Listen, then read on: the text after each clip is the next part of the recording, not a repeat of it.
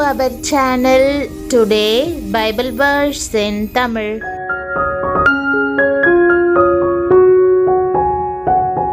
இன்றைய வசனம் சங்கீதம் 18:28.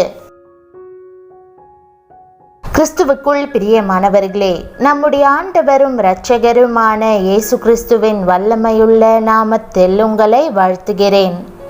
தேவன் உங்கள் வாழ்க்கையில் ஒரு விளக்கை ஏற்றுவதற்கு விரும்புகிறார்.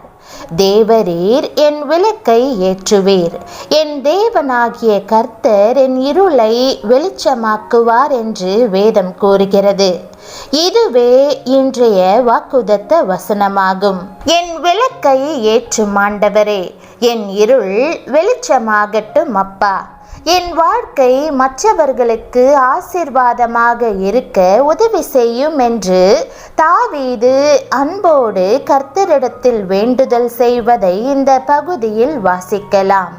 தேவரீர் என் விளக்கை ஏற்றுவீர் என்று ஜெபிப்பது எத்தனை அருமையாய் இருக்கிறது. பெரிய தொழிற்சாலைகளை ஜனாதிபதியோ அல்லது மந்திரிகளோ வந்து திறந்து வைக்கும் போது அங்கே விளக்கு ஏற்றுகிறார்கள். அந்த விளக்கினால் தொழிற்சாலை முழுவதும் வெளிச்சம் பரவுகிறது. அப்போது அவர்கள் கைத்தட்டி ஆரவாரிக்கிறார்கள். வெளிச்சம் ஒரு ஒளிமயமான எதிர்காலத்தின் ஆரம்பத்திற்கு அடையாளமாக விளங்குகிறது. மனிதன் இருளை நீக்குவதற்கு பல வகையான விளக்குகளை கண்டுபிடித்தான். மிருகங்களின் கொழுப்பிலிருந்து தயாரிக்கப்படுகிற விளக்குகளை கண்டுபிடித்தான். மெழுகுவர்த்திகளை கண்டுபிடித்தான்.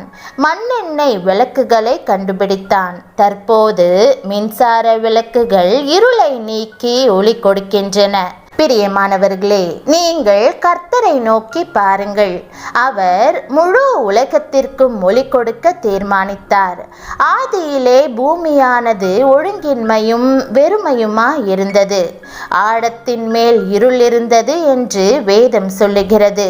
உலகம் முழுவதையும் இருள் ஆக்கிரமித்து கொண்டிருந்ததை கர்த்தர் கண்டபோது வெளிச்சம் உண்டாக கடவது என்றார். விளக்கை ஏற்றினார். வெளிச்சம் தர அவர் நியமித்த விளக்குகள் சூரியனும் சந்திரனும் நட்சத்திரங்களுமாயிருந்தன. அந்த விளக்குகள் உலகத்திலுள்ள காரிருளை அகற்றி வெளிச்சத்தை கொடுக்கின்றன. ஆனால் தாவீது ஜெபிக்கிற ஜெபத்தை பாருங்கள். என் விளக்கை ஏற்றுவீர் என்று தன்னுடைய உள்ளமாகிய விளக்கை குறித்து சொல்லுகிறார். பாவ இருள் உள்ளத்தை சூழ்ந்து கொள்ளும் போது ஆத்துமாவில் அந்தகாரம் சூழ்ந்து கொள்ளுகிறது. தோல்வியின் இருளும் சாபங்களின் இருளும் உள்ளத்தை கவ்வி பிடிக்கின்றன. எந்த ஒரு மனுஷன் பாவத்திலும் அக்கிரமத்திலும் வாழ்கிறானோ அவன் நீதியின் சூரியனாகிய கர்த்தரை விட்டு தூரம் விலகி போய்விடுகிறான். அவனுடைய வாழ்க்கையை இருள் பற்றி பிடிக்கிறது. வேதம் சொல்லுகிறது, உங்கள் அக்கிரமங்களே உங்களுக்கும் உங்கள் தேவனுக்கும் நடுவாக பிரிவினை உண்டாக்குகிறது. உங்கள் பாவங்களே அவர் உங்களுக்கு செவி கொடாதபடிக்கு அவருடைய முகத்தை உங்களுக்கு மறைக்கிறது.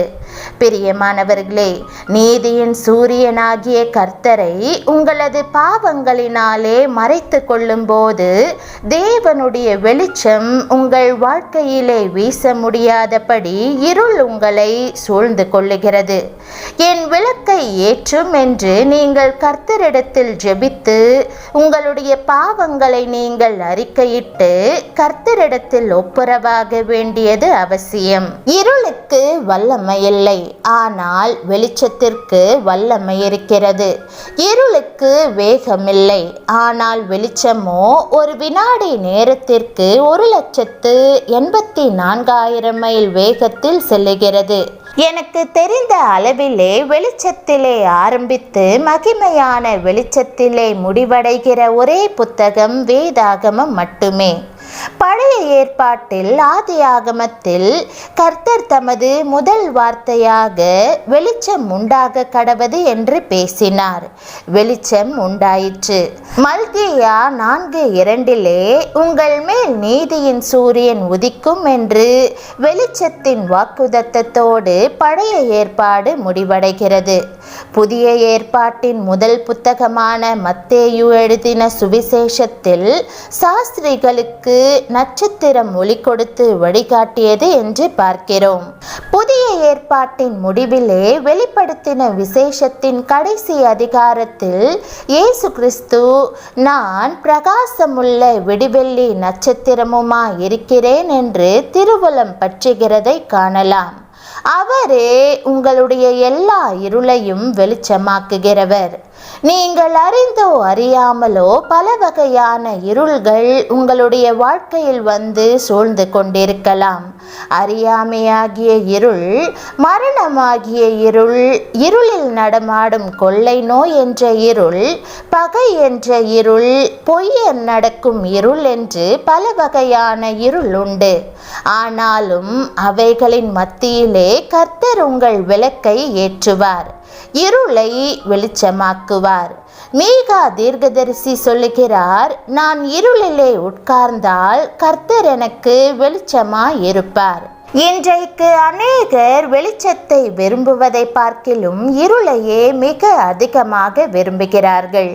பெரிய பெரிய நட்சத்திர ஹோட்டல்களில் மிக குறைந்த வெளிச்சமுள்ள விளக்குகளை போட்டு இருளிலே உட்கார்ந்து சாப்பிடுகிறார்கள். பல பாவ நடனங்கள் இருளுள்ள இடங்களில் நடக்கின்றன. திருடர்களும் விபச்சாரக்காரர்களும் இருளையே விரும்புகிறார்கள். பாம்பு, தேள் போன்ற விஷ ஜந்துக்கள் இருளையே விரும்புகின்றன. பாவம் செய்ய விரும்புகிற மனுஷனும் வெளிச்சமாகிய சத்திய தண்டை வர விரும்பாமல் தன்னை மறைத்து கொள்ளுகிற இருளையே விரும்புகிறான். ஒளியானது உலகத்திலே வந்திருந்தும் மனுஷருடைய கிரியைகள் பொல்லாதவைகளாய் இருந்தபடியினால் அவர்கள் ஒளியை பார்க்கிலும் இருளை விரும்புகிறதே அந்த ஆக்கினை தீர்ப்புக்கு காரணமாய் இருக்கிறது. ஏசாயா தீர்க்கதரிசி சொல்லுகிறார், இதோ இருள் பூமியையும் காரிருள் ஜனங்களையும் மூடும்.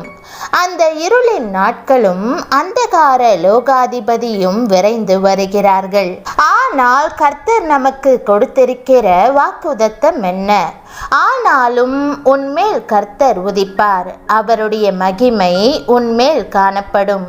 உன் வெளிச்சத்தினிடத்துக்கு ஜாதிகளும் உதிக்கிற உன் ஒளியினிடத்துக்கு ராஜாக்களும் நடந்து வருவார்கள்.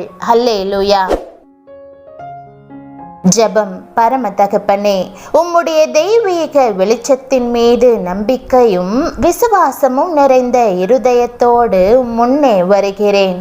பாவம், வறுமை, சஞ்சலத்தின் இருளினூடாக என்னை வழிநடத்தும் விளக்காக நீர் இருப்பதற்காக உம்மை ஸ்தோத்திரிக்கிறேன். ஆண்டவரே, உம்முடைய பிரசன்னத்தின் பிரகாசம் என் வாழ்வில் எல்லா பக்கத்தையும் வெளிச்சமாக்குவதாக.